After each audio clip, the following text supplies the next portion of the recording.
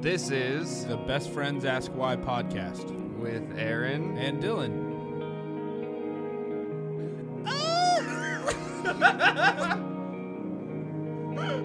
It's so tight!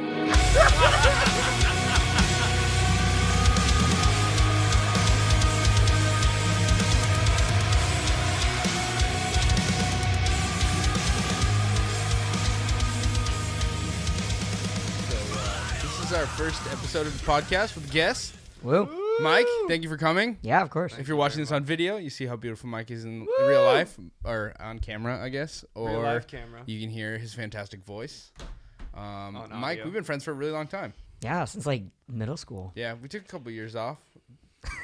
We took a break. It was like, we did. I feel like I have a very infectious personality, and he was like, I ain't got time for that shit right now. I'm going to go hang out with some other people. We'll get back to this later. No hard feelings. It's okay. I realized you needed some space. Time heals all. Right? Yeah, there you go. So, this is our first episode, like, with a guest. And so we're like, Of this podcast. Yeah, so, like, if you have, like, so at this point, because we're recording, there's no, like, previous content out on the internet that you've seen yet of this. So, like, I guess you don't even really know up to this What point. we're about. Yeah, what the podcast What's your is mission about. statement? Pretty much, yeah. And we're still working that out, to be honest. Yeah. But to the point now, it's really about just, like, talking to normal people because they are either fucking awesome or inspire us. And we feel that way about, like, most people. Yeah. And everybody's got something to offer, like, everyone. Yeah. And so we're, like, both just very passionate about humanity, like, even though we destroy the climate and fucking don't recycle and all that shit. I really like people. And, like, there's certain people in your life that you, like, talk to and, like, have part of your clan that, like, have a similar wavelength, or at least have the ability to, like, communicate with your chaotic brain. And I feel like you've always had the ability to, like, really, like, allow me to be myself around you, which is, like, a very interesting thing. And, like, I applaud anyone who's capable of but you have a very interesting story. And so it's a story that can probably help a lot of people too, just by sharing it. Like, we don't really think about that much. Like, everybody has something, like, just little grains of wisdom that just by saying it out loud and somebody else hearing it, it's like, oh shit. Yeah, like, there's things about certain people's personalities that are just, like, really cool. But there's, like, behind that is usually, like, a shitload of trauma. And so, like, we're going to kind of dive into that and, like, understand how that shaped you into, like, the cool person that you are. And, like, the things about that you, like, are labeled in your brain as, like, this hurt a lot, or this was, like, a pivotal moment, and, like, this was really cool to me, you know? So, I guess let's probably get to the point. Wait, I don't know how to say it. So, like, You don't know how to say, hi, I'm trans. yeah, okay. It's okay, I have to do it all the time. No, I just mean, like, you're a The pronouns trans or- man. Yeah, so, like, Yeah, okay, gender is basically a big spectrum, and, like, you fall in different places on the spectrum. And so, like, there's binary genders, which is just, like, cis, right? Yeah. You're born female, you identify as Is female. cis not cis? I don't know. Oh, Cis, okay. I'm gonna go with I you're say the, cis, you're, but you're in the cult. I'm the so- expert. So that's, like, you're born that way. You've never questioned it. That's just how you are. Yeah. That's how you feel. It's who you are. And then once you kind of stray from that, that's, like, when it becomes non-binary or, like, gender non-conforming. And so if you identify as I'm non-binary, that's, like, my gender, you don't subscribe to either, right? So you're, like, in the middle. So there's, like, cis people that, like, they are where they are. There's non-binary where they're, like, in the middle. They don't find themselves in either male or female characteristics. They're, like, in the middle. And then, like, for the most part, other gender non-conforming people are trans. So trans people are typically, like, my body is this, but the rest of me is something else. Yeah. Okay. And that still is, like, a whole thing, because there's some trans people that do want some surgeries but don't want other surgeries. There's some trans people that don't want hormones, do want hormones. So, like, it's a million variables to go into it. It's like, how do you want to present yourself? It's the spectrum. Yeah, it's a spectrum. It's like, how do you want to present yourself? How do you want people to see you and treat you, etc.? Yeah. How do you feel? How do you, like, express your own gender? Yeah. So it's a bunch of stuff. But I consider myself, like, I'm gender nonconforming, and I'm a trans dude, trans man, Yeah. whatever. Okay. Because you seem to like, I mean, it's very easy for like you to get into, I guess, like quote unquote masculine things. So like you've always like, since we've been friends, like, this is long before I even knew that you felt anywhere near this. So this like, was pre-transition. This is pre-transition. Like yeah, because we knew each other in middle school, so that's way pre-transition. We were like best friends. It was like when we get off the bus, it was like, okay, I'm gonna drop my backpack off, and then I'm gonna come over to your house, and we're gonna play Rock Band until it's dark. And then okay, I'm gonna sleep in your closet tonight. Okay. Yeah, and it was like we would just like listen to Black Sabbath and just like hang out and listen to like old like cool bands. This is before I was into like only music where you can't understand what they're saying. You know? It was like Mastodon. It was like getting into there. Yeah, that was Aaron's actually the person who first showed me Mastodon. It's my fault. So I probably would. Yeah, that's probably right afterwards. Yeah. So but we were like, there was just like it was just like hanging out with like a guy friend, I guess. Like I mean, like I never thought about it that way, but when I think about it now, it's just like it was really easy for me to just like fully be myself, and like there was no other aspect to it than a friendship. So you're just like, we're just being like ourselves and just like hanging out and just like having a lot of fun. And it was just like, it was in a time where like I definitely needed like a really close friend, and like we were attached to the hip, hang out all the time, and it was fucking awesome. And I'm really like happy that we had that. But like I noticed that like how like you were always just like a very like strong and very much yourself. And that's like something that's taken me a really long time to become myself. And like even now it's like become like this is almost a way for me to foster it and to put it on paper. You know, like putting a fucking ridiculously expensive microphone in front of my face. It's like, oh, now I'm figuring out. Now I know who I am. Oh, who's Dylan? He recorded an hour and a half of who he is. So, but I kind of want to like take a step back to explore where it is that happened, like so like and where you started to learn that stuff. Because so you were born in Kansas then? No, I was born here. And you were then, born here. Okay. Yeah, I did elementary school in Kansas. Okay. And then moved back. Why? My dad worked for Boeing, so it's like okay. Wichita Air Capital. Yeah. Oh, I didn't even know that. Okay. So then you guys, I thought your mother had family down there. My mom has family in Colorado, but nothing in Kansas has. Yeah. We were just there for no reason. Because I know you used to talk about like how like I don't know. I mean, I'm just going to talk about it how I know how to talk about it. And it's like when you were a lesbian, but I guess like that's not fine. real. Okay. It's just like, but it's just like. That's cool. I'll accept it. You had to, it's just so like, because like I feel like people would be like, he was always a man, like, or he was always a man, and I'm like, I understand, but like, I didn't have that. What people have to understand on viewpoint our at that side point. of the spectrum is we're completely ignorant because we don't live it. Like this is how we become educated, is by asking the dumb question. Well, and it's really not a dumb question, because like that's something I think is really common that people want to know. It's like, well, if I'm talking about you in the past tense, how do I do that? Yeah. Like when I was like a couple years after I had started transitioning, my dad he like took me aside one time and asked me, he was like, I'm really anxious about this. It's making me nervous. Like, how do I tell a story about you from before you went by Mike? Like, how do I do that? And I was like, well, just use the same pronouns you use now, but like everything else is the same, you know? Yeah. And so like things like that, it's like, yeah, that's what I was then. Like, yeah, I was totally the dyke. I was like the super butch lesbian. That's fine, but like you don't have to like rehash up what my old name was. Like to me that like that's a not important detail. It's like I was that person, right? That's who I was. Whatever, it was part of me. I'm not like ashamed of that. That's like part of the journey. That was right? you in the cocoon. Yeah, it was a step that I went through. It's like and the only difference between then and now is that now I took testosterone. Yeah, you fucking like you can get jacked mustache. really quick because you have testosterone in I'm your so blood. jealous. And, So jealous. so you've come over a bunch of times to like do kickboxing and stuff like that, and he started working out with me, and like for a little bit we were doing like 2 days a week, and like he was just like. He was just like, he was just like, I'm just getting, well, like, one, he's a stud. So, like, trying to teach him technique, like, he had done Taekwondo. You were, like, a black belt, right? Or, like, even, like, almost, like, he was high-level shit. So, like, spin kicks to the fucking dome. But, like, when we were, like, first couple days, we would do some, like, kick sparring just to play around. And it's like, he was on par, ready to go, man. Just, like, right there.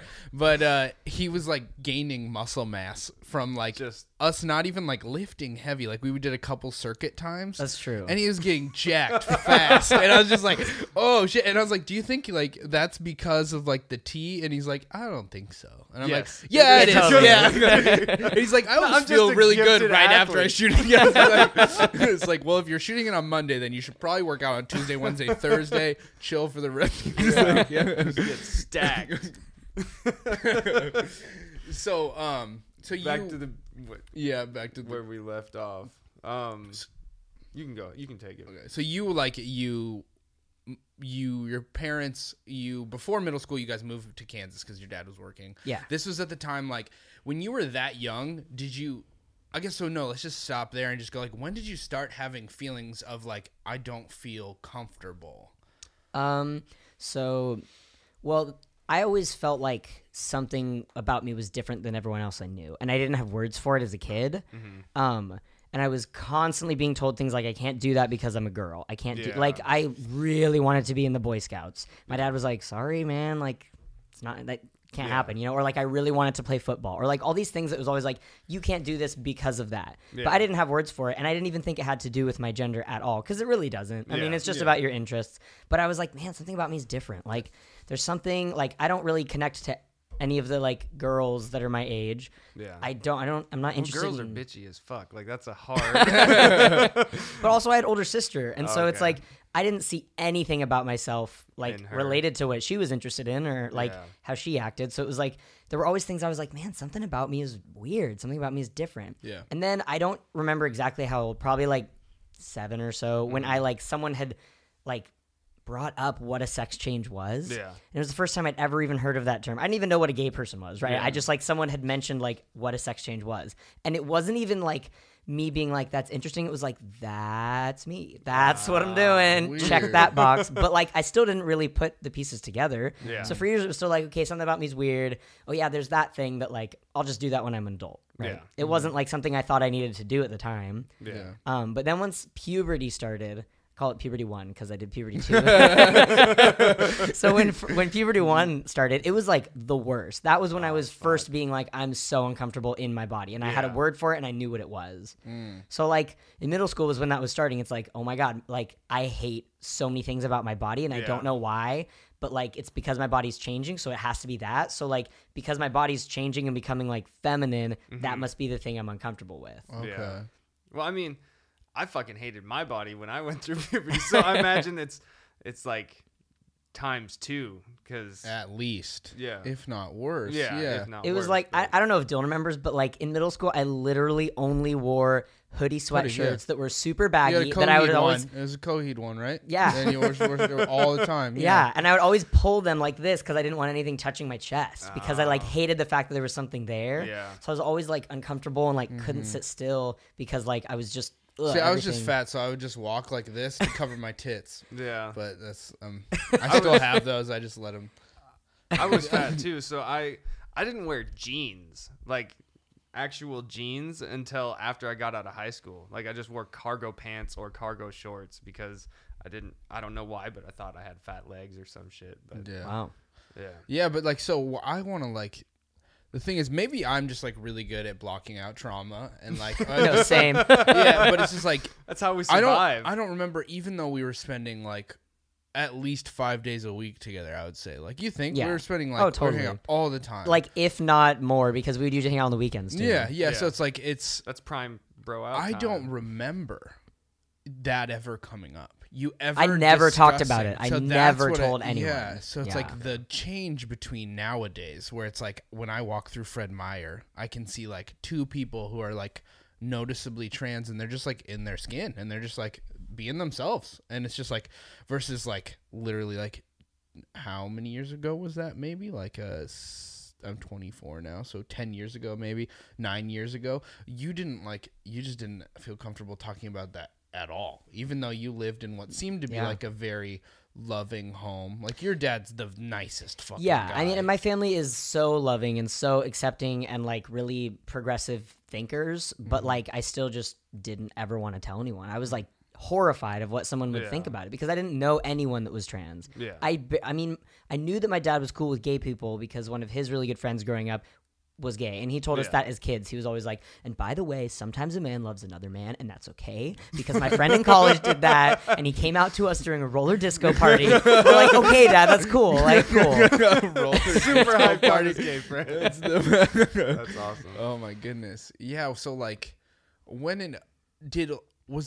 would you say was like the most pivotal? So like, when did you go through when you decided like, I want to do T? Like, when did you start talking? Was it like what I would think I like, and because we were kind of distant from like probably freshman through about till midway junior year, we started probably like talking again.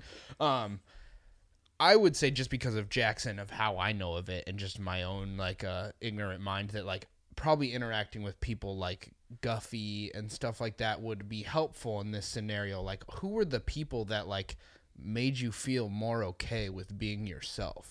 At high school? Or just, was it in high school? Or was it like a time when someone like, is there a conversation where someone like, where's that's the one where you're like, what was the I can tell moment? people. Like, okay, I'm fucking doing this. It's go time. Like, I don't know that I had like a switch, like one thing that made me start doing it. It was more like something that I came to realize about myself, and I would like start, like I'd bind my chest and I'd be like, wow, that makes me feel good. I like looking at myself in the mirror and seeing that about my body, and like maybe that's a thing for me that like I really do need to start talking about. And then like having friends that would ask about it, kind of thing, and like I would be more open about it. But I would say that it really got more and more and more pressing, like probably sophomore year of high school or so, like the beginning of sophomore year.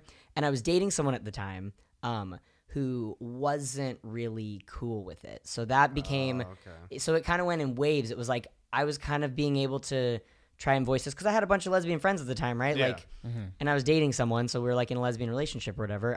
But then once I started sort of being vocal about that, they like froze and didn't really know how to handle it, and sort of was like, I don't think you should be doing like binding. Like, I don't think you should be binding because that's not safe. And for me, it was like, okay, so now someone else that I trust and care about is like telling me not to do this thing that I'm already really fucking ashamed of. Yeah. So I'm not going to do that. So then it like kind of came in waves, and it was like, okay, yeah, maybe I don't need to tell other people this again. Maybe it's just like a weird thing for me. Maybe it'll go away, you know, comes in waves. But then after I had broken up with that person, I was like, you know what? I need to try that again. So I would like go back to it and realize, this is really important for me. And then was when I was kind of starting to like, it was the wrong person, right? I need to trust other people. Yeah. And so I started to like talk to my friends, or I talked to like my band teacher, because I was really involved in band. And like Guffey, because we had like a GSA, Gay Straight Alliance Club, that I was really involved in. And so the advisor of that club was also like really motivating. And so I was slowly like, dipping a toe in things, or like in theater, I'd be like, I'm going to do a male character for this monologue. And I would get backlash. The teacher would be like, I don't know. You have to like really show that you can do that. I don't think it's going to work. So like, it was kind of a slow, like, okay, I'm kind of coming out in theater because everyone knows right now I want to be a dude for a scene. Yeah. Like, let's test that out. How's that going to go over that I'm going to be a dude for a scene? Oh, maybe I'll be a dude in the play. Okay, I'm going to be a male character in this like whole play production, like testing the waters. But as far as like going by Mike and going by he. Because I started to hear, because I was friends with some of the peripheral friends of the group that you were in, but I wasn't like hanging out with you at that time. So it was like hearing that your name wasn't your name from before. Yeah. So it was like name. The word is the dead name. Yeah, like I almost said it, and I was like, is it like the Voldemort thing? Can I not say it? But are you like really not comfortable with it being said at all? Yeah. I just not that I hate that name. It's just totally that, like, fine. I'm just wondering. I'm not like I want to say it. Yeah. To me, it's like the name says it, like it's dead name. It's just that's the person we don't need. It's like the trans N-word, and that's kind of like But that's also like it's like that's a caricature of someone who held all your trauma. Exactly. Yeah. It's like that name was never really me. Like the things I did and my experiences and my stories that happened then are totally me, and I have nothing against that. Like saying that, I was a lesbian, whatever. That's like the journey I was leading. Yeah. My name was not a part of that. That's like a lifetime of you not in your own skin. That's just a lifetime of wearing a costume, and you just don't want to talk about it. And I remember as a really little kid telling my parents I didn't like my name at one point too. Yeah. And they tried to be like, well, your grandma picked out that name, or tried to really build it up. And fuck grandma. Grandma, you got fucked up. Thanks a lot, grandma. I always knew you were a piece of work. Picking these goddamn names. God, now I just lost my train of thought. Shit, I got. You were saying the when I once I started going by Mike and all of that, and so when did those moments happen? And so when I started going by Mike actually happened because I was working in a kitchen, and one of the people in my kitchen. Is this at the place in Woodinville or whatever? The rehab center that's in Kirkland. Okay, Kirkland. Yeah. When I was working in that kitchen, I loved all my coworkers, and they were all just the best people. They were like a second family, pretty much, because I worked with them all the time. Like in high school, I Chloe worked there too, right? Yeah, she's actually going to be on probably next week. Oh, nice. Yeah. And yeah, Chloe was one of those people. So one of the people I worked with, she had a really thick accent. She was from the Philippines, and she had a tough time saying my dead name, and she would call me Mike. And I was like, I love that. Yeah. I'm going to talk to you all the fucking time. Yeah. And so I just kind of always like. Do you throw a junior in your name now? Yeah, my folks call me Junior. Yeah, exactly. Because his dad's name is Mike as well. Mike D, right? Yeah. Yeah, Mike D. We used to make you used to make what is it? The rap group. How am I blanking on Beastie Boys. Yeah, Mike D. Yeah. God damn. That's awesome. Yeah, so it's it was going around, not going around in a way this person changed their name, but it's just I was starting to hear it, and because I had known you for so long as Voldemort. Nice save.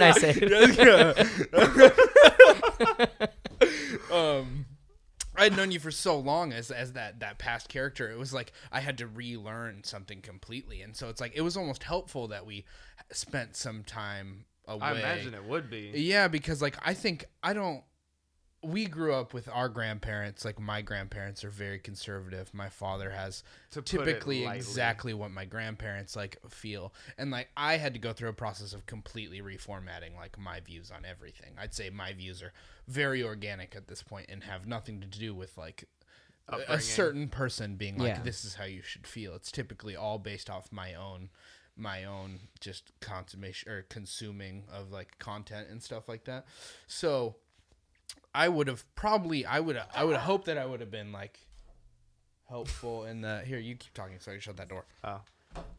I don't know where he was going with that, but something about grandparents and upbringing. Yeah, I can't just pick up your train of thought, bro. That's terrible. Here's my brain. Yeah. Here, finish my thought. But no, I would have hoped that I would have been very accepting of that in that time, but I assumed that realistically I wouldn't have, because right now I'm a very different person than I was at that point. And when we started hanging out again, I was very, very different and much more. Well, I feel back when we were going through we went through puberty at different times, but back in that time frame, it's good that you guys were apart, because I feel that could have been a threatening thing to deal with not knowing your own existence as a male, and I feel that's something it's scary to see somebody else going through that and be well, fuck, am I gay? What's wrong with me? What am I in this? Yeah, that is a thing that happens though too. Is just it becomes being this threatening thing that you're, especially because you found who you were and became strong in that, and then when I was going through puberty or a teenager, I was I don't know what the fuck, what I like, what I am, what I'm attracted to, yeah. So it's probably really good that you guys weren't super tight when you were going through all that. Build your personality to a thing of it. It's it also would have been difficult because I had known this whole character, before I had known this person, and having the time to reflect on it, I realized that when we came back together as friends, it was you were the same person. Yeah. You were just more you. More comfortable. Yeah, but it's just even that meaning the more same able thing. To it's just be you were more fully yourself. which is like you were more unapologetically just comfortable and living your life. Like there was no like Forrest Gump without the braces on his legs. Yeah. You ran, Voldemort ran. Well, it's interesting because when I was coming out to my dad, so also puberty 1 and 2, I had coming out 1 and 2, because first I came out as like, hey, I'm into girls, and then it was like, hey, I'm not a girl. But so coming out number 2 to my dad, when I was like saying it, he was really like, you know, he looked really emotional, like kind of on the verge of tears, and I could tell that it was like a really big thing for him. And so I remember asking him like, well, is this something you've ever thought about me already, Dad? Like, did you ever think that could be true for me? And I remember that he said, to be honest, I've never thought of you as either gender. Oh, okay. Like, you're just you. And I was like, wow, that like makes so much sense as far as being raised, and my dad like letting me do, you know, whatever. Yeah, anything. Like, doesn't matter if something has certain gender roles attached to it. It was like, yeah, let's go shoot BB guns and also go see like Broadway musicals. Yeah. Cool. That's such a strong thing to say. Yeah. God, your dad's a G. That really is such a that's a good parent thing to say. That is like a Lifetime movie. I'm not even kidding. Like, that almost made me emotional when you said that. I was like, I can't even get my dad to say I love you very often. Like, what the fuck? Yeah, but it's just like that is such a that I kind of imagine that he's been a really like helpful rock for you in the times when like you're struggling with things like that too. Like if you go through something else in your life, you have these stairs to stand on, knowing that like my father has like been there at my side. Yeah. Well, for sure, because this whole journey, like I was saying, I never knew anyone that was trans, and like my dad didn't know anyone that was trans. Yeah. So like when I came out the first time and said that I was a lesbian or whatever, my dad was like, okay, cool, like I don't give a shit. You know, one of his friends was gay. He like was more familiar with that story. Yeah. But then coming out as trans was just like totally new territory for both of us. So we had to kind of map it out. Well, you're like together. in the generation where it became more accepted, I guess. Yeah, for sure. Like before, you're proud of the grassroots movement. Yeah.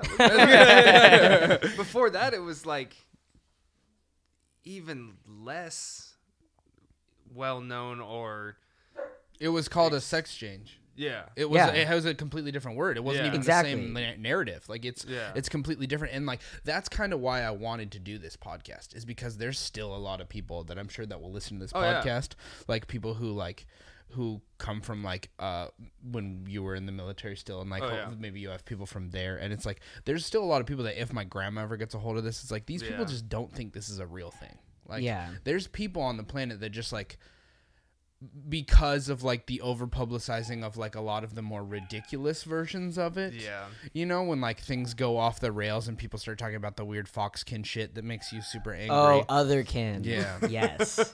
Yes. And it's like when people go down that road, God damn it, Pam. Pam needs a shocker. I know. But like I can't even. Oh my goodness. Yeah. Sorry. I just the barking is killing me. Yeah. But it feels more like, so it's like a complete, like, these people just don't have like even a map of like this being a reality to them. They're just like, they're in their world that this is just like, well, it's the echo chamber syndrome. Like they don't go outside of their circle of friends or their circle of influence, and so because they don't do that, they don't grow. They don't think to incorporate other human beings that are going through shit into their world. Yeah. Yeah. So it's like me, it's like so many people who don't understand what this is, or have heard or like spent time to really like research or talk to someone who's been through transition. They have this thought process that it's just mental illness. Yeah. You know, like right. Well, and there's a lot of things that keep that stigma going, because like on any of my medical records it says I have gender identity disorder. Yeah, and gender dysphoria. So they give me like 2 mental illnesses essentially, like that come up on any of my paperwork. So anytime I go to the doctor, like sinus infection, it's like there, and they're like, and they like bring it up, and you're like, that has nothing to do with my infected sinuses. Yeah. My nose is up here. I have a really bad headache, doctor. Could that be because it's just like, but the thing is like I say a lot of stupid shit when we hang out and be like, oh, you're just so reasonable. Like I still have the thought process in my head. I still say super dumb shit like that, but it's just like, I haven't had the pleasure to talk to enough people in this group, in this tribe. Have you? And so it's just like, but you are not this terrible picture that the people on like the other side or the people who don't understand like to paint. It's like you're such a reasonable person, and you're just like, you know who you are, but you don't get caught up in like the weird just like lashing out, and it's just like you just want to be yourself. Yeah, well, I feel like that's the best way to like in any version of like society exist. It's like you are you, and then other people will either like talk to you or not talk to you. Yeah. And being authentic helps a lot too, because authenticity is key. I do have something that I want to talk about before we get too far off. Yeah, no, go ahead. So on the topic of the mental illness thing, I see something thrown around on Facebook and shit a lot, and it's that even post-transition, the risk of suicide is still super high for trans people. Is that something that you know more about? I don't know if it's just Facebook rhetoric to be like, oh, well, transition doesn't do a goddamn thing because they're still fucking depressed or whatever. Like, well, that's just it's a way more complex problem than people like, because you look at that. Yeah, trans people have the highest suicide rate of any type of a person, but think about also trans homelessness is really, really high. Trans prostitution is really, really high because of all the jobs that won't hire trans people. Like if you look really trans, which is like really unfortunately usually when it's male to female, because they like don't look feminine enough, it's really hard to get a job. And a lot of the time they have to fall back on like sex work. And so there's all this violence. And so if like your whole like existence, this is the only job I can find because this is what I look like. And people are beating me up because they don't care about me. I'm just like, you know, a prostitute or whatever it is kind of thing. Like that is so taxing. And that narrative, unfortunately, is really a common narrative in the trans community. So it's like, it doesn't have anything to do with the fact that they transitioned. The fact that has to do with the way that they're treated. Yeah, it has 100% to do with where they get pigeonholed into. You know, like they're not treated like human beings. I think that's funny how it's like in this situation where it's like you have these statistics that verify and broaden the thought process of why, and it's like the people who, I mean, like, I'm not trying to be like partisan, but it's like typically you have like the progressives versus conservatives, and in this situation progressives are on the side of what you stand for, and conservatives like naturally have an apprehension towards it, to anything that but it's like when they talk about gun statistics, they always have the statistics that they pull out about like, well, 2/3 of those like killings are of suicide. And it's like, well, if you can justify like this thing, it's like, why can't, like, if you want to have some sort of, this might be a really stupid analogy that I'm making, but it's like, if you want to have to like justify something that's that dark, it's like, open your heart to be able to like you care about an inanimate object is like, I own people. I own guns. Like I have guns. I enjoy shooting guns.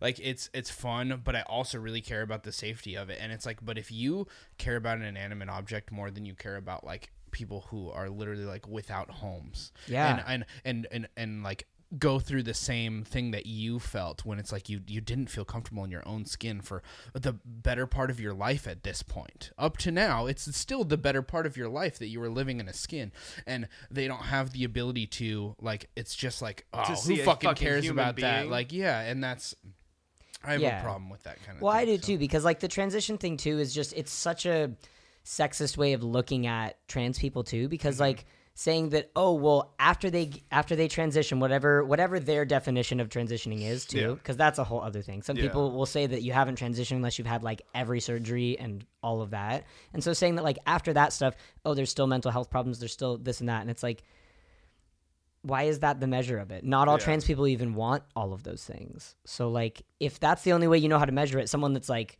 you're certifying them as like, oh, a full trans person because they did the whole transition, they have all the right equipment, whatever it is, like, why is that the measure? That's not everybody's equipment. Exactly. It's like, that's not everybody's goal. And so in general too, it's like, well, even with that statistic, like, think of all the people that's not the end game. So it's not like they're even striving for that. There's obviously a way bigger problem than getting to your transition. I didn't even think about the whole sex work and like that song "Visible and Seen" that Garrett wrote is actually about like LGBT, like the homeless epidemic that's happening within them and this kind of thing. And he's the best Christian. He really is the best. He's the best fucking person. He's got to be the Antichrist because in the Bible, in the Bible, doesn't it say like somebody's gonna come and they're gonna like convince you that they're Jesus, the most holy, or something like that, the most holy, and then it's like, and then the real Jesus is gonna come. So it's like, I don't know. Maybe he's either the real Jesus or the Antichrist. But it's just like, he's such a good dude. Such a fantastic human. I really appreciate that someone has the ability to write music that's that beautiful and heavy. Even though when they sing, Mike hates it. I don't hate it. I'm coming around. Yeah. You're coming out of the Silent Planet closet. Yeah. Yeah. Third closet's the charm. Yeah. I was about to make a joke like that, and I was like, what's the next thing you're going to bring up to your dad? Because the third time... I really like Silent Planet. Yeah, but... So I want to talk, because you touched on this for a second, but like you touched on the surgeries, and I want to talk about, that was kind of like the first time where I was like, oh, this is like a super real thing that Mike is making, like he's changing his life, because like the name change had happened, but the top surgery you started posting on Facebook, and you're like, this is my update of this many months on T and this kind of thing. And I want to like, can we hear about the process that got you to that's happening? What were like the steps that you had to go through that, so that these people aren't just like, people are just coming over here and being like, I'm going to cut off my tits and just be like, but it's like, there is a process. Yeah. It's actually pretty calculated. I mean, like in the 70s, there was this thing, and I don't remember the name of it, but there was like an initiative thing that was passed, and it was supposed to be protecting trans people and their mental health, and it was like the checkpoints that you would need to go through in order to get what they called a sex change, which now we call like sexual reassignment surgery or whatever. And so like basically the first step is always seeing a mental health professional. Yeah. No kidding. So like, I started seeing a psychologist and like getting advice from her, and basically like we planned my journey together sort of, because I was like, I don't know what I'm doing. I don't know how to go about this. And she was like, okay, these are typical milestones for trans people. Did she give you like a stick with like a red bandana tied around the end? She's like, okay, the train line is going that way. It's actually the trans line. So we basically just like mapped out the order of things to me that were most important. Yeah. So like putting those near the beginning, so that I always had like a thing I was looking forward to build it. And so like the name thing, she was kind of like, okay, do you want everyone to be calling you that yet? And I'm like, yes. And she's like, okay, so how can we plan that? So we basically decided that like me going to college was like, that's a good point for everyone to start knowing me as this name and this gender. Yeah. And then it was basically like once that has had time to settle. So once I've been going as that name, that name and like the pronoun dust is settled. Yeah, once I'm like used to it and like okay with that, then we talk about my next step, which was going to be starting hormones. So like my first year of college, I like was there, I was Mike, whatever.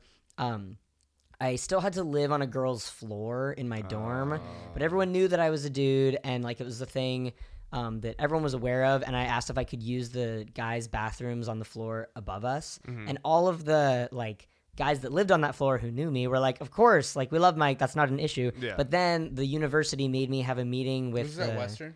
Central. Oh yeah, you went to Central, my bad. Yeah. And so like the university had the head of housing like sit me down in this private meeting to tell me that they could get sued for sexual harassment if I did that. And so I wasn't allowed to. And so it was kind of this whole Central's near a bunch of farms, right? Yeah, it's in Ellensburg. Yeah.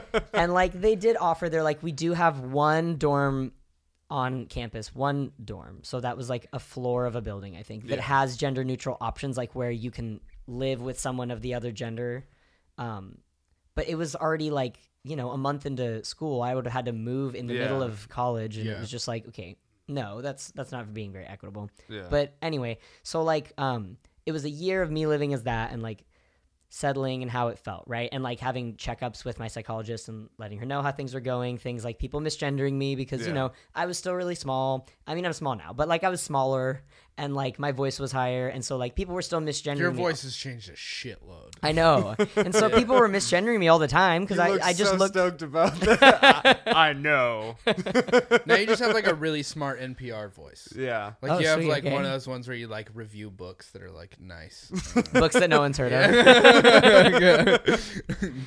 And so that was kind of like my timeline, and I was checking in with her, and it was like, everything was going really well, and the main thing was like being misgendered, and like how the main thing was still like, man, my voice really bothers me, and so we would talk about that, and like then the next thing logically was just like, okay, let's start hormones. So it was a full year of just your name change. Yeah, and it doesn't have to be that for everyone. Some people will do it for like 6 months or whatever it is, but But like that like if you think about it, that's a long time to think about this. It's a long time to wait and think about, which is the typical journey for trans people a lot of the time. I mean, not always, because there are different places. Like, people will sometimes get testosterone on the internet or like things like that, and they'll like skip processes, which is and they have those like shotgun transition chapels on the side of the road. Come in today, you'll be. So it's not this speedy process that everyone makes it out to be. Like, oh, they're just coming up and getting sex change, or it's like if it is what some people could think is a mental illness, it's like you have a year with a psychologist that you are discussing this aspect. So you know yourself better than everyone else who never sees a therapist. Never sees a fucking shrink anyways. Yeah. And where you're specifically talking about this thing, and like you're talking about what it feels like when people like are treating you in weird ways and expecting that you like can't do something because you like, what is that person? Is that a dude? Is that a chick? Like, what's happening right now? You know, it's like that thing that is controlling your life. And is there a thing that like, is it like because it's becoming more socially acceptable, do you think that it's less likely to be like, because there is some people who try to go through transition and it is like shaped as similar to mental illness, correct? Like there is people who experience gender dysphoria from less of like a like a straightening out sort of. Do you mean like where they see it as like, this needs to be fixed and I need to get rid of it? Is that what you mean? I'm trying to. There was this guy on Rogan, and he was talking about it. It's just like now being dumb and like bringing up not enough information. But it's like apparently like 13-year-old girls. There's been like a lot of things with 13-year-old girls, and since like the discussion has happened more, there's just been more conversation with that. And I'm just wondering, is it like? Are you talking about like attention-seeking behavior in? Yeah, I'm not trying to label it as that though. I'm just trying to think as like, because of the social climate and because of how accepted it is now. Do you think that like?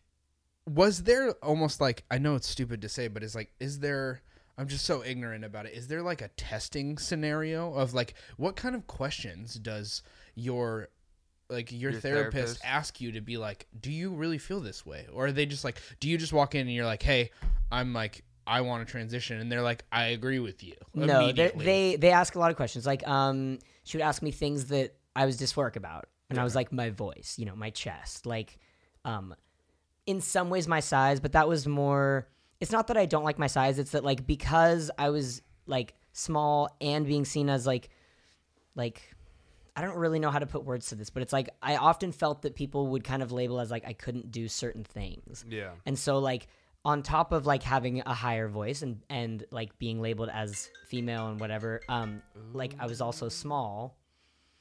And so it was something that like I was uncomfortable with, but not really related to gender. So basically just talking about what are the things that are making me anxious and that I'm dysphoric about in general. Yeah. How long did that process go for? Like the screening process to see if, okay, this is the right path for you to be on? I mean, in a way it's like it's still happening, I guess, because it's like everything you do steps towards. So like for after starting hormones, well, and I had already been binding my chest, so that's the main thing for like, if people are saying that they're dysphoric about that, it's usually like, try binding your chest, but usually they're already doing that anyway. Yeah. And so like, that was kind of the thing for binding, or for getting top surgery, is like, you know, how long have you been binding for? Mm-hmm. To like, because if it's something people are just jumping on a bandwagon for, it's probably not something they've been doing every hour that they're awake for every day of their life. Yeah. And so like, questions like that, and then I guess in a way I'm still in it because like I haven't had bottom surgery, and so like I haven't started like that chunk of the milestones. Yeah, the milestones and check-ins and things like that. So is it because you've been like living this life for so long, is the process quicker now to do that? So if like you got to the point where you're like, you had the funds and you had come to the realization that you're like, I want this, like it's like, this is something that will like fully help me realize who I am. Is that going to be an easier process to set up? I would say yeah, and a lot of that is also because of just like the internet. So I'm in a couple different, they're like private, like only people in the group. You have to be invited by someone in the group, kind of like private sector groups. Cults, yeah. Like forums, like discussion forums. You get a robe. And there's a couple like really good trends ones that I'm on, and one of them is like specifically about surgeries, right? So people will talk about surgeons they've used, like, hey, where did you get? So some people will be like, because you need letters too. That's the thing. So I should have said that's one of the milestones. Like to you get... need to complete athletic endragers to get a letter. Yeah. Okay. So can like, you do 8 pull-ups? Then you can have surgery. It's basically like a referral. So like to have my top surgery, I had to have a letter from a mental health person, so my psychologist, and from an endocrinologist, which that's the guy that gives me hormones. Yeah. So like two health professionals that have seen my journey. Yeah. So like the endocrinologist is like, yeah, I've been seeing this guy for, 2 years or whatever it was. No, I think 1 year maybe. Blah, blah, blah. Here's what I know of him and his story. And then like my psychologist, same thing of like, could you give me some of that stuff? I don't have a mustache. Hook it up, Mike. I'm very like I'm loving this, but I'm also terrified that any of your friends are gonna listen to this and be like, "Who are these fucking jackasses who are asking?" All the my friends stupidest know questions? who you are. I know. I just mean like I'm very ignorant and like I have a certain comfortability with you, so I can ask you questions in a humorous way that might be very cut and dry and ridiculous, but it's like offensive to somebody who doesn't. Yeah, I don't know. want to hurt anybody's feelings. Like your sister's never liked me. I don't want her to listen to this and Don't let her watch be like, this. oh, I still don't fucking like that piece of shit. Yeah, You guys should have taken a longer break. God damn it. I think anyone that knows me knows my sense of humor. Yeah. Like, yeah. Yeah, but so are you like you said? Not everybody wants that.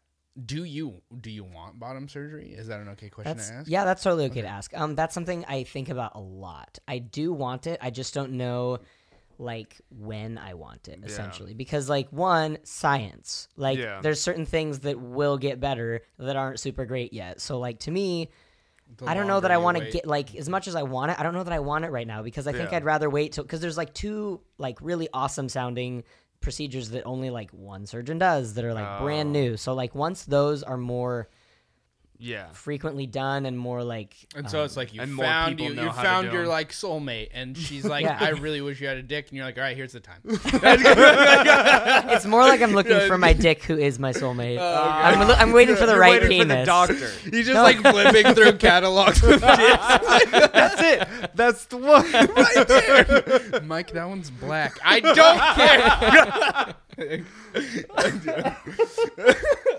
God damn it. Oh, Jesus Christ. I love you. I'm sorry. Well, it's like, I don't know. It's just like, do you ever get annoyed that that's the only thing, like, is it that people want to talk to you about?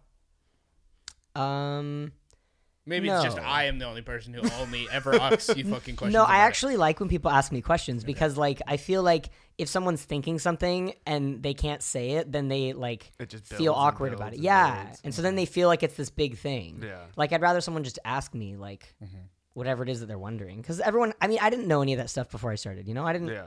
So you asked the questions, too. Yeah, but, like, I didn't have a trans person to ask, so I had to ask my psychologist, you know? Yeah. And they were... She was cis, I guess, or cis. Yeah, I think. I mean, I'm not gonna assume, but I like think she's in the LGBTQ community in one way or another because she specializes in like LGBTQ mental health. Yeah. Okay.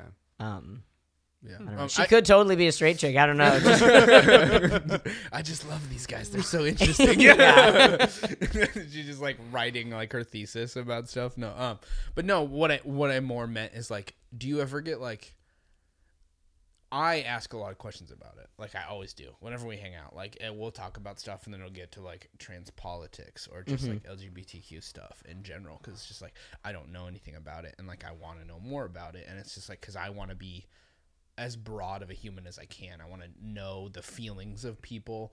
Like, so I can be both logical and empathetic. Like I want to have all of those things. So it's like, do you ever get to the point where it's like, you get almost tired of that being a main subject of your life and you want to be like, I'm just Mike, can we just talk about fucking something else? I don't think I've ever felt that it was an overwhelming presence. Like yeah, I do feel like I'm just Mike, but I feel like the amount of people like wanting to talk about trans things is like the same as they might want to talk about music, or the same as I don't see it as something that's like an overwhelmingly.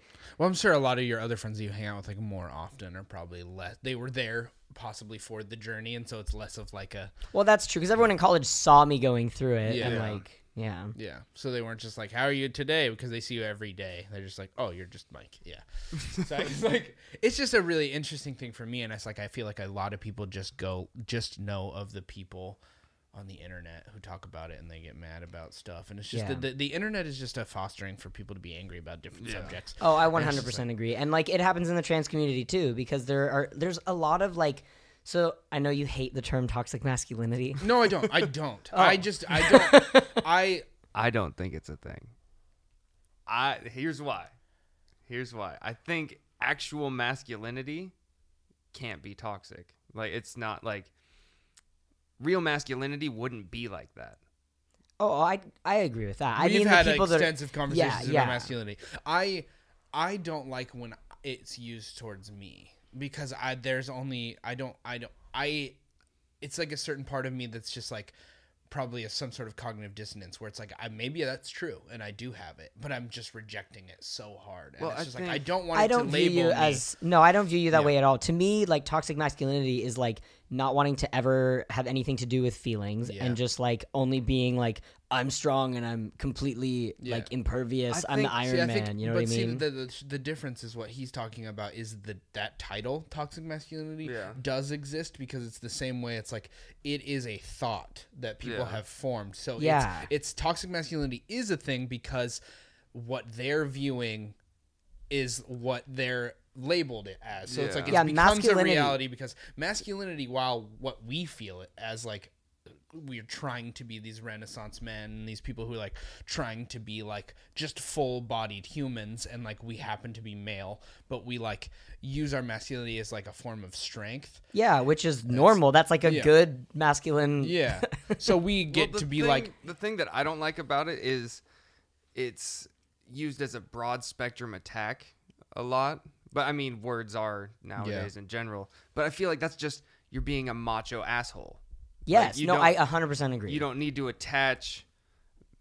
I feel like what happens is male just gets attached to toxic masculinity. And whenever I don't know, like there's been arguments that I've seen where somebody male is making a good point and then toxic masculinity gets thrown out there and it's just like this grenade that shuts down the conversation. It's similar to like what someone calls somebody racist. Yeah. It's a shutdown word. Okay. It's like you can't backpedal racist. If somebody calls you racist, you can't backpedal. You can't be like, no, I'm not. And when people, and so like when people call you like you're toxically masculine, you start to defend your masculinity, and that immediately like that blanket statement just does that same thing. And so it's like a lot of it is us just being like, I think the verbiage just needs to be changed. Like it's you're censoring words, Aaron.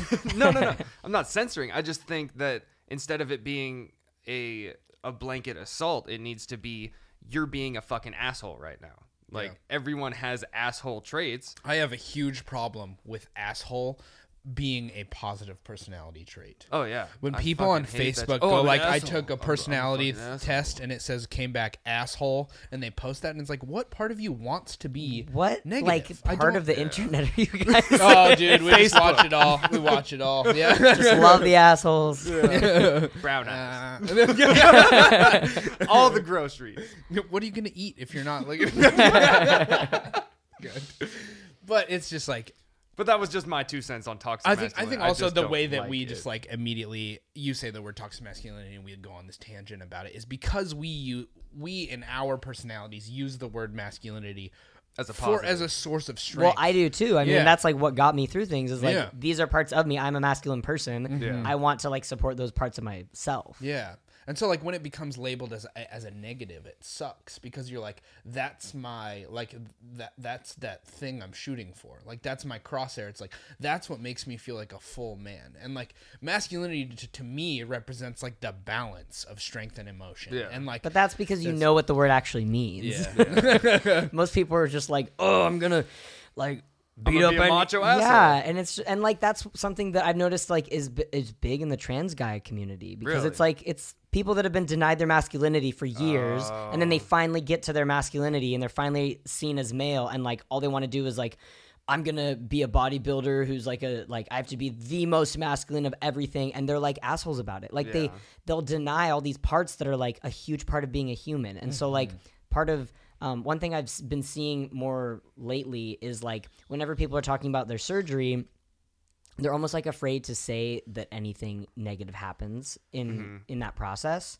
because you're tough. Because you're tough, and you can't have like a problem with it. You know, it's like, yeah, I like surgery went great. You know, I'm not in any pain and blah blah blah. And it's like, but it's okay to be vulnerable. Yeah. It's okay to experience pain. Yeah, and like when I had my top surgery, I like had a mental breakdown a few days like after. I think it was like after the third day or something like that. And it wasn't because I regretted what I did. It was just like, this is a huge life-changing thing, and I'm really emotional about it, and that's okay. Yeah. But like that narrative is never shown. They only show the like you know. Even though we like, there's endocrinologists because like half of the functioning life of humans is bounced off hormones, and like, but we're just because we're men, we're just don't have any of them. Exactly. Are you fucking kidding me? Like, yeah, because we have a lot of testosterone, but there's other fucking shit in here. Yeah, and we're just not supposed to be like any of that's there. Are you fucking kidding me? Like, you gotta be high. Like, yeah, like now I feel like I'm like, I work out fairly often. I mean, like, I gotta have a good amount of estrogen in my body because my body just naturally wants to hold tits on. But it's just like, it's so fucking dumb. It's like, you can't be strong all the time. I know. When I was 16 around, like, I was planning how to kill myself. Like, I was like, I didn't know what life was. I didn't have friends and I didn't have people close to me. And it's like, but that's a reality. And when I look at that now, it makes me feel more masculine because I feel like this was a struggle that I had in my life and I overcame that using the qualities that I have as a human, not as a man, but as a human. But those parts, like, all of me as masculine, like, it's just like, it doesn't matter if it's a female quality or a male quality. It's just like, it represents strength to me, I guess. And so it's just like, but to ignore all my other feelings and to ignore all my hormones and be like, pretend because that you're I a man, never fucking cry. Like, I thought my dog was going to die one time and I bawled like a fucking baby. I lost him for an hour and I lost my goddamn mind. It's like, that doesn't make me like, I'm not like, that was my woman coming out. No, it was just me experiencing loss as a person. It was just like, it was something that I loved dearly, not because I was a dude or because I was a chick or because I was masculine or feminine. It was just, that was my reality. And so to just to paint over all that because you're, I don't know, stupid tangent. No, I totally agree with what you're saying. And that's what I feel like it gets dangerous because like there's trans dudes that now are like taking on that thing of like, well, I can't have anything feminine about me. And it sucks because it's like, yeah, I get that reality. I mean, I hated so many like feminine things that people saw in me, but it's like, those are still part of me. I mean, it's a part, everyone has things like that, you know, like everyone is a little bit feminine. Everyone has those things. And so like, why do the damage of trying to like deny something? It's like, dude, you spent your whole fucking life denying major parts of your body and yourself. Now and I'm gonna do it again, but for instead of a physical thing, it's gonna be all hormonal. Exactly. So that is like. Do you find like this is weird. I don't know. It's kind of hard time asking this question. Are you friends with a lot of other trans people? I guess is what I'm trying to ask. I don't have very many trans friends, to be honest. I just happen to not know very many. I have a lot of like gay and lesbian friends. But I don't have a lot of trans friends, and I don't know why. I mean, I guess they're harder to come by. I don't know. In college, there were like 4 and 3. There were barely any of us trans people, and like I knew them, and they were like, you know, I would hang out with them every once in a while, but they weren't like people that I was super close with. Yeah.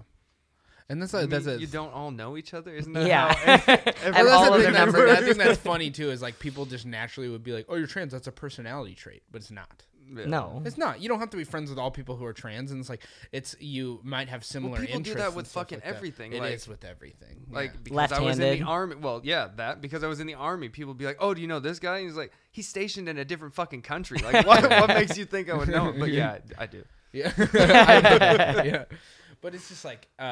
yeah, there's this tribal thing going on. It's just like you have the like hate the tribalism. there's just this joining of all these things, and so like I don't know. I was just wondering because it's like these people. I find people who have gone through a lot of trauma are the most interesting people. So it's I would assume that like if you met some trans people, they'd probably be pretty cool, cause especially if they're like functioning well enough and they're like they're that's the problem. You got to find healthy. people who went through enough trauma but didn't get destroyed and balanced by it. Yeah. And so like because those are the people who I at least I find the most interesting. It's like I don't know if I'll ever have a person on the podcast who is perfect. It's kind of it's hard to talk to those people, you know. It's just like they're just like, oh yeah, I feel like they're kind of intimidating almost. Like to find someone who doesn't have a whole lot of trauma, it's like, well see, I don't there's feel something fucking wrong with you. What is it? What's wrong with you? I don't do that. I don't feel like because of the way that I view my trauma as almost like a shield. Yeah. I don't ever go like, oh, this person's better than me because they didn't have trauma. Yeah, I don't think feel that that way. I'm like, I'm fucking stronger than you because I've been through some shit. Like, but I don't actively be like, you're a little bitch. But it's just like, yeah. So I don't know. I don't know why that's even important for me to ask. Like, if you have a lot of trans friends, but it's like, is the community something that like being on Facebook, it goes past Facebook? Is there like meetups or like? Oh yeah, there are, and I've been to a couple. And I mean, I do have some friends who are trans. They're just not like the people that I'm closest to. But I totally have friends that are trans that I'll like see at different things or at like Trans Pride. But there are meetups. Like I know Seattle has one called like not Gender Odyssey. Well, Gender Odyssey is something else. But they have a group, and I've gone before, and it's just like a bunch of local gender non-conforming people, and then they have like smaller groups that they break into. So first, it's like a mass group of like all the people who are just gender atypical, just anywhere on the spectrum, and then they'll have little breakout groups of like just non-binary people, like just trans dudes, just trans women, young trans people, older trans people. You know, they'll have different breakout things, and like I should be more involved in that. It's just that I'm lazy and don't drive all the way down to Seattle. But it fucking sucks. Driving to Seattle sucks. Yeah, I mean there is a great community. I'm not trying to like hate on the community by any means. I just mean there's still like, unfortunately, you know, toxic things that are going on. Yeah. Well, it's everywhere. Yeah, especially it's everywhere. when the internet is especially with Netflix. The fostering. Like, why would you want to leave the house? Yeah, you could watch all the new shows. Bubba, go upstairs. Go. I don't fucking want to. Please.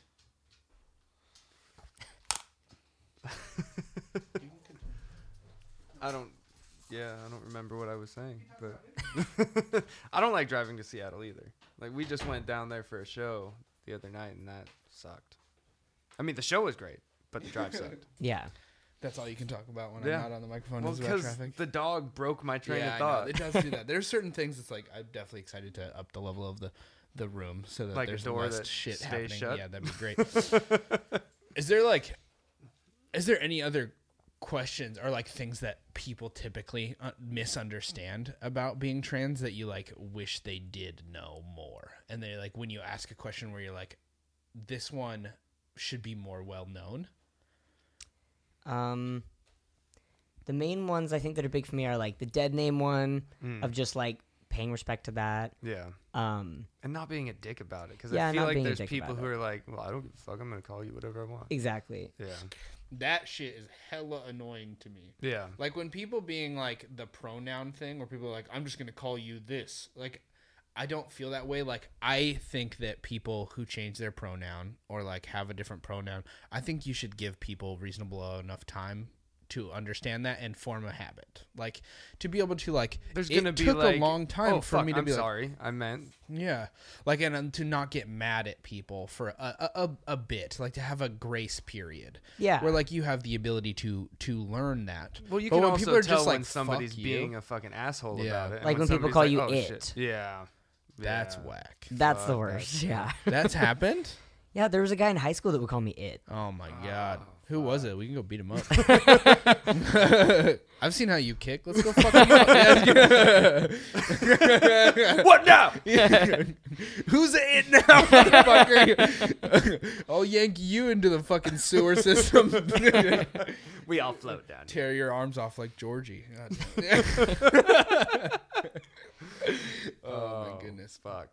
So, other things that we've bonded over in the past. Is there any other Our things about- childhoods. Yes. Our traumatic childhoods. Yeah, dude. Fucked up moms.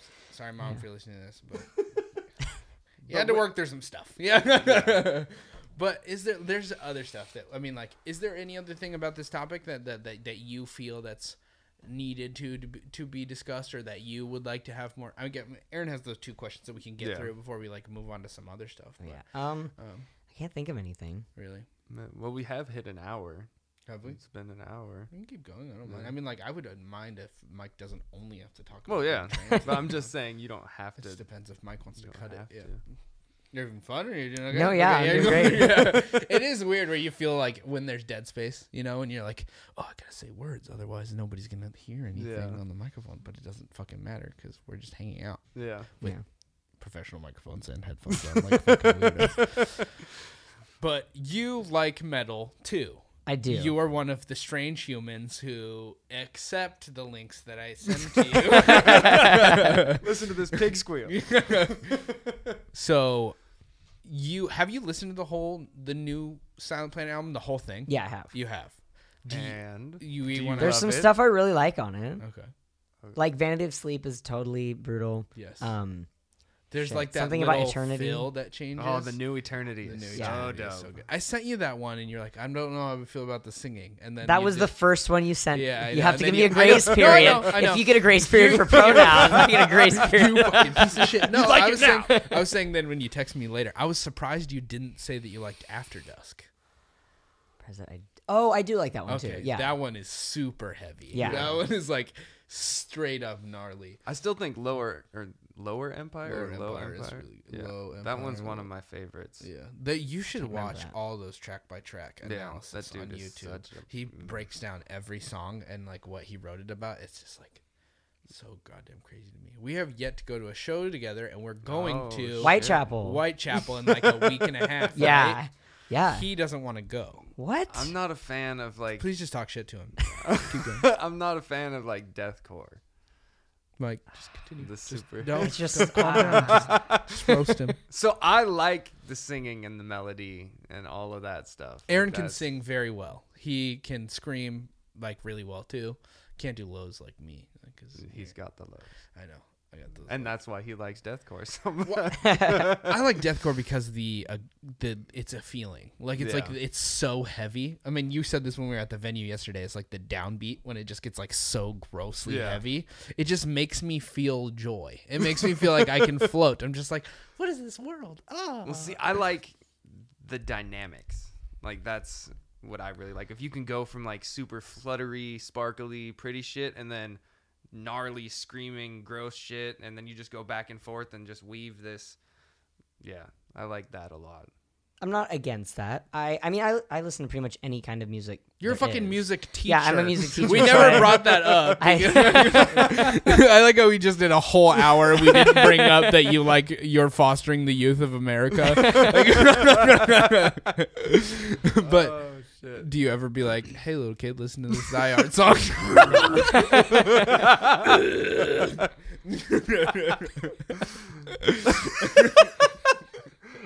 Today we're going to learn about metal. You just like bring in a little drum kit and you're just teaching like a 5-year-old, 7-year-old blast beats and stuff. Oh my goodness. When did you decide you wanted to be a teacher? Oh, I guess in high school. Okay. I just I connected a lot with my band teacher in high school. Who was the band teacher again? Moffat. Okay. Oh yeah, that's Megan. Name sounds really familiar. Yeah. Okay. I think I knew somebody. You might have known someone clan. Similar. They had a lot of kids, yeah. Okay. They were all daughters though. Yeah. Okay. That sounds about right. I really connected with that. I know one of them. I loved playing music, and I loved like the environment of being in a band and all of that, and just decided like I wanted to see what I could do with music, and like thought that teaching made sense. But I didn't really like fall in love with teaching until like I had already like it's basically backwards, right? So I like thought maybe I'll like this, so I like went to college for that reason because I loved music, and like didn't really have a love yet for teaching. I was just like, that's the thing to do, right? Like I love music and I want to be able to keep doing it, so I'll be a music teacher. But I didn't really fall in love with it until I started doing it. So like once I started my student teaching and I like was with students and like getting to actually teach, I was like, oh, this is cool. This is a whole new ball game. So like what grades do you teach? Right now I teach kindergarten through 6th grade, which is a huge range. Broad spectrum. But you teach in like a fairly reasonable income area, right? the opposite of that. I teach usually in a low income area. I do. Okay. I teach. My school's like 72% poverty level, something like that. And that's just what is reported. So that's not always the most accurate number, but yeah, I'm at a pretty high needs school. Okay. Do you like? Is it difficult? Like, is that like? Do you find that it's? So you went through like a student teaching phase. Did you teach at any other schools, or this was your first school and then you got it full time? I student taught, which was in a middle school, and then I started substitute teaching, which is how I fell into this one because there was a music teacher that got surgery, and so they needed like a 2-month sub, and so I subbed for her, and then I was subbing at like all sorts of other schools in the same district for music, and then that teacher who got surgery retired, so I ended up just getting her moved job. right in there. Yeah. Oh. Yeah. Winner. Yeah, I know. I got super lucky. Yeah, and like, do you? So, like, in low-income schools, are there kids with, like, behavioral problems? Because they don't have, yeah. Oh, I mean, every class I see, for sure. I mean, it's like my students have so many needs because they just are, some of them, like, they don't have food at home, and so the only food they have is at school. And so think about, like, that underlying stress. I'm not gonna have food when I get home. Yeah. I'm not going to have someone that's going to listen to me and pay attention to me when I get home. So, like, I have to get all that out when I'm at school. There's so much of that going on. Yeah, it's insane. I mean, like, I always talk about how much I love my job because I do, but it's a very difficult job. I mean, it's very exhausting. Well, besides the point of, like, teachers don't make nearly as much as they fucking should. Yeah. And then on top of that, like, you're dealing with, like you're... especially in the scenario that you're in, like you have to be one of 6 teachers that or like they have you're a part-time parent teacher. Yeah, you're like you're a fuck ton of kids. Yeah, and besides like with the regular teachers, like a teacher who teaches a 5th grade class and a 6th grade class, they teach that whole class the whole day, and like once a week, maybe twice a week, they come over to your class or they go to their extracurricular type stuff. But you are filtering through all of these children. Yes, so I see all the kids at my school and like for 30 minutes twice a week. So you have to try to foster relationships and like build community and trust with these kids that you don't see very often. Yeah.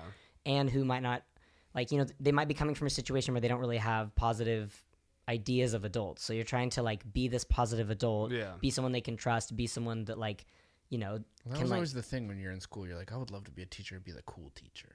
You think about that, and you're like, this teacher is fucking awesome. I would love to be like that kind of person. Yeah. Do you find it difficult to, especially being in a scenario where there's like all these kids who like they have these needs?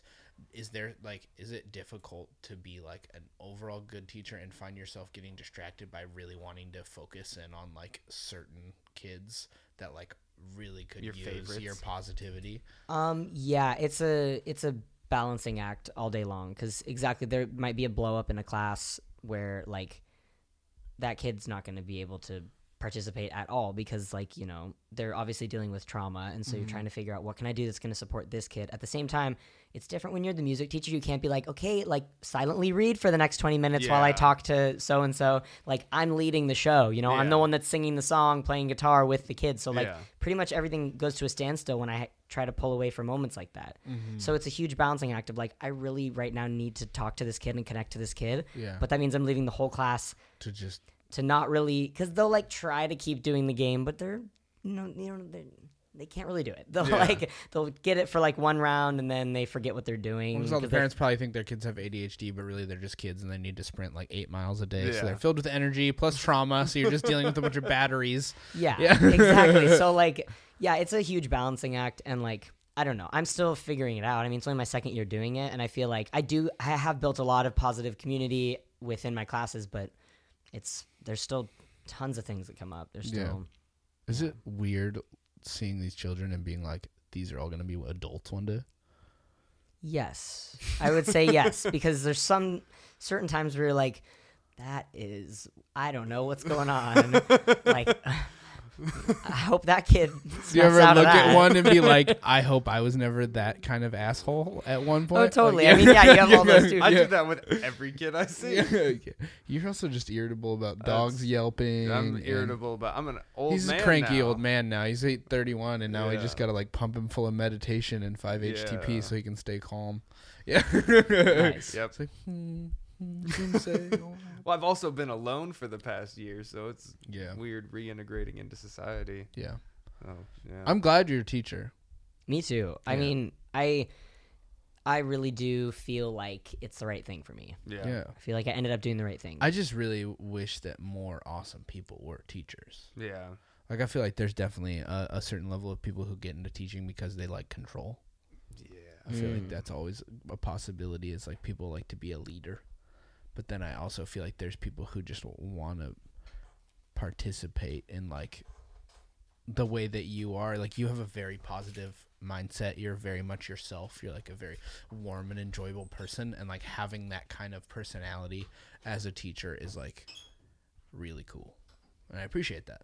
Thanks. Yeah, of course. It's like that's a big deal. Like, being like, especially once you figure out like the money aspect of being a teacher and like this stuff, and it's like people are always in the media talking about like teachers are underpaid, and like you can see how they're paid overseas and stuff, and like they're paid like rock stars versus here. It's like you're undervalued for such an like it's for such a insanely difficult job. I mean, the pay isn't even the big thing. I think the main thing is the undervaluing. Yeah. The main thing is like that we're always seen as like, you know, oh, you're a teacher. Yeah. We're never seen as like something respectable. We're never seen as like a professional. Yeah. Even though like teachers are a super educated group of people. Yeah. They're literally like building the foundation for our society. They're trying to create You're literally people. parenting all the kids that their parents are too fucked up to do. Like, Yeah. like when the like, I think it's very warranted to like say that I probably had a lot of teachers in my life that really shaped me into the ability to even process life how I do now. Well, like, me too. I mean, both of us, because we had like traumatic childhood. Like Mrs. Robertson, the psychology teacher in Jackson, she's like one of the most pivotal people I ever met in my life, because she like taught me to be introspective, and like that there's reasons that you can think about stuff, and there's ways to process things, and like your brain's actually doing some certain things that like isn't just emotion, and like there's a reason for stuff, and it's like these people are very pivotal. Like, it gave me the ability to realize that I have an opinion even though I'm a kid, like even though I'm young, that like I have the And ability you're allowed to have an opinion. Yeah, I'm allowed to, like, because our family is built around kids tables, and you're younger than us, and it's just like our family doesn't and ideas are almost shunned because like thought is weakness in Christianity. Well, it's not even thought is weakness. It's thought is against the norm. Yeah. Like, don't think about it, just do it because we said so. It's a lot of that, but it's also like in it seems like the more information you have, the more you question religion, and I think our family is just like very like warranted around the way that my grandparents brought people up. It's like it's built on this platform of like heaven and hell, and that fucked with me real hard growing up. Yeah, when you ask questions, or when you learn more stuff, the more ability you have to fall away from what they need you to be and what they want you to be, and the more that they just like distance themselves from you. And so I don't even know how we got here.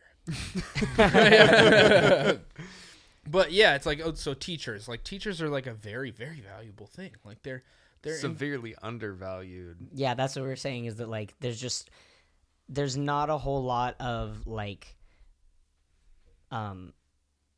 resources, I guess, that like people want to build up for teachers. Well, it doesn't fucking make sense. Like, you guys are responsible for maintaining the world, essentially. Yeah, like, and then like let's not put money into it. Like let's not like let's have not actual make the nice kids schools as smart as fucking possible. Like, what?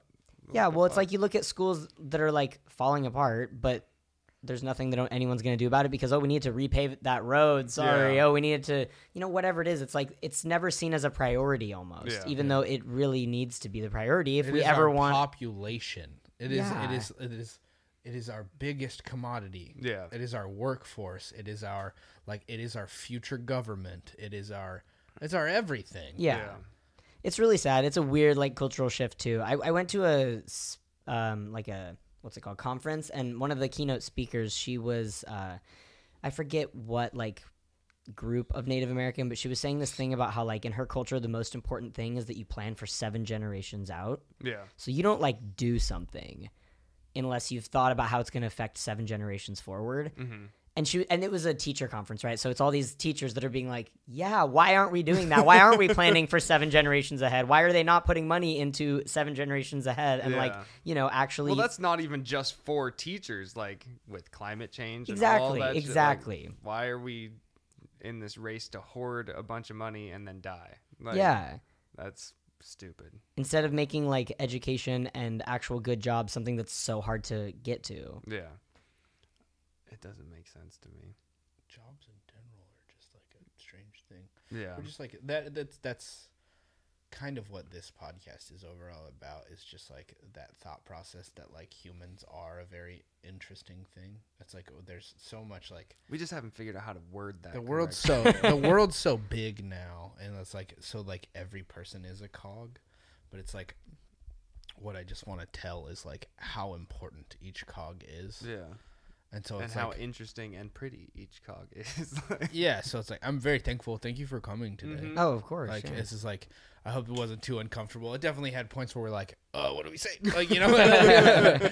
But this is only our second episode. No, so I thought it was great. Yeah, it was so much fun. And I thought it would feel more artificial, like talking into this phone microphone. It feels better than real life. Yeah, right. And it's nice because it's like dropped below your eyesight. You could kind of see it, so you're like, you can see the nub. Yeah. Well, the thing I really like about this is it's like you take right now. There's 3 of us. You take 3 people and you put them in this little container, and all they can do is talk to each other because we're in the headphones, so you can hear exactly what I'm saying. There's no outside distraction of like, oh, I hear. Well, there was a dog. My phone and the dogs a couple times. Yeah, we're gonna get better with that, but I feel like it hones you in to actually have a solid conversation because there's a lot less outside world, and I feel like it's a lot more meaningful. Yeah, it's more like in the moment. Yeah, I do like that. Yeah, it's just like it gives us the ability to like really like steal your soul.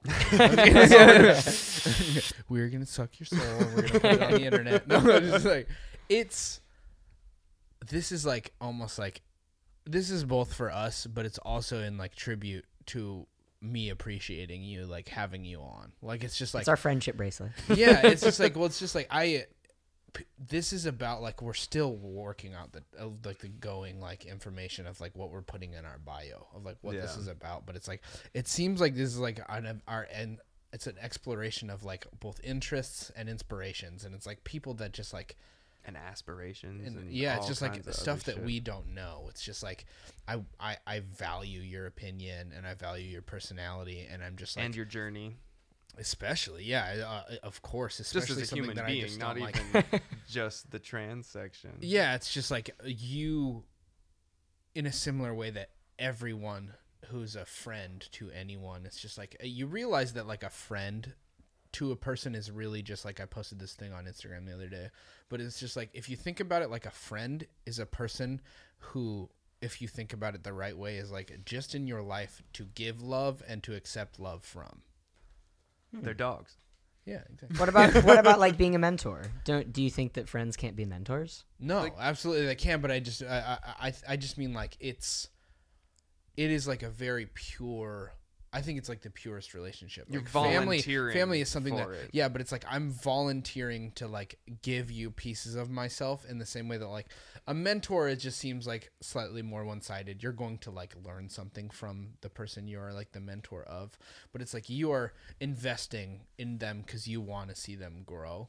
I was thinking like as a mentor, it's more like because like in friends, you're like learning through each other. Mm-hmm. Yeah, you're like kind of co-mentors because you're like I'm learning. Okay, I'm always learning from you when I'm hanging out with you. Like you're a totally different person than me, as we've been talking about. So it's like we kind of make each other grow and we challenge each other. Yeah. Which like it's not directly like I'm teaching you today about the trans. It's like we challenge each other, we push each other, which like makes us grow and makes us learn. But in a way, those ideas are like a form of our love. Like we're giving, we're giving this information. It's like something from like the way that my brain and my heart intermingled feels. Like I'm giving this to you and I'm asking questions and being like, can you challenge this idea? Because I need it to be better. And it's just like, I just really value your friendship, and I'm just like very thankful that you came on, and it was like a lot of fun, and I'm excited to have another one in the future that's like less gloom and doom, but like, and we can talk about our childhood. Yeah. So let's talk about drugs and children. Yes. But Jesus Christ. It's just I hope that even if there's some stuff we didn't touch on and people listen to this podcast and we're like when Mike comes back on, you'd like us to ask these kind of questions, or if you guys have questions for Mike, and you can send them our way, and I would like to do this again in the future. If I would love to.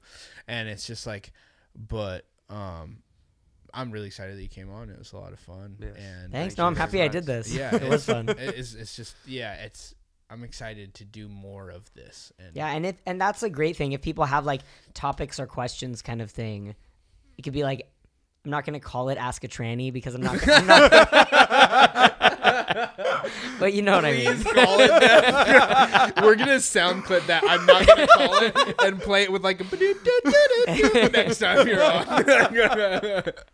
That'd be so good. Jesus. Yeah. Yeah. But to have more questions for you and stuff like that, it's like, I think you have like, I think your personality is awesome, and in general, I think humans in general are a commodity, and they need to learn that it's like your personality is so valuable to the world. Yeah. And like individuality is valuable. And it matters to express yourself and to be fully you. There was gonna be another part there. I fucking forgot. About to tie it all together. I know, man. My brain always just farts sometimes. All right, before we wrap it up, I do want to ask you these two questions, and hopefully they're not like super long tangents and we go on for another hour. But so the first one is, what would you tell your childhood self if you had the opportunity? I think if I had the opportunity, I would probably tell my childhood self that it's really not that abnormal and that it's going to be okay, because like you'll be able to take it one step at a time. Yeah. Because I think that's the best advice you can give, is not like, here's this giant overwhelming thing, it needs to be solved right now. Yeah. I think the most important thing that would have helped me is like, just take it a step at a time. Take it a step at a time. It's a journey. This is a mountain you have to climb. Take a deep breath. Yeah. It's a part of you. It's not something to be afraid of and something that's like overwhelming. And because of this, you're going to be on a dope podcast. All right. That's a good one. I like it. And then the last one is, what advice would you give someone who may just be coming to the realization that they may be trans? I would say to... this is tough because I have talked to a lot of like young trans people that have been like funneled my way of like, I know a trans person, here, go talk to Mike kind of thing. And I feel like I always change the way I answer that. So I guess it's probably case by case basis depending on what they're struggling with at the moment. Yeah, because I feel like I always like to just say you have to be yourself and you have to be true to yourself, and you have to figure out what is the most important thing to you. Like what makes you feel comfortable, what is actually you, not something that feels artificial and not something that someone's telling you to do. Yeah. Like if someone tells you to do something and you try that and it does help you, then that's awesome and you found something. Absorb it but actually feel it out. Don't just like, oh, I was told that I'm trans, so now I have to do this thing. Like, no, like you need to make sure that it's something that's actually genuine for you. Yeah. And like, as long as you can hold that in yourself, other people will come around. Okay. It's like, that's a huge fear of like, I'm going to lose all my friends. My family's going to not support me. But it's like, I really do believe that people will always come around. Like, even if you lose people, often you'll gain better people. You'll gain better people. You might lose someone that was everything to you, right? And that is an awful thing that you would have to deal with, but you're going to have a different person that sees you for the person you are, which is awesome. I mean... And it's way better because the person that you lost obviously didn't see you for who you were or didn't want to. Exactly, which is why you have to figure out who you are, what makes you you, and like what is going to keep you strong, so that like people will be drawn to you. People will be like, this is a person who I admire. This is a person that is important. Yeah, well, solid answer. I like that a lot. Well, again, thank you for coming on. I guess I just overall message of this podcast is trauma can be probably the biggest strength in your life if you work hard enough at it, I think. Yeah. If you're patient and you had to go through some serious stuff to become the person you are, but it's just like, have a certain level of faith and just like keep trying to be yourself. Yeah. And life will keep trying to find yourself. It will bring forth what you need. So yeah. Yeah. You guys are awesome. Thank you for listening, and thank you again, Mike, for coming on. Thank you very much. It's a pleasure. This has been the Best Friends Ask Why podcast. Woo! Later. Thanks again for listening to today's episode of the Best Friends Ask Why podcast. If you like what you heard today, we'd really appreciate it if you could go on whatever service you use to listen or watch the podcast and leave us a review. 5-star reviews are what helps spread the word and build a community around our podcast. If you have any cool guest ideas, questions, or just want to reach out, hit us up on our social media at BFAY. That's BFAWHY. One last time, thank you very much, and we look forward to hearing from you.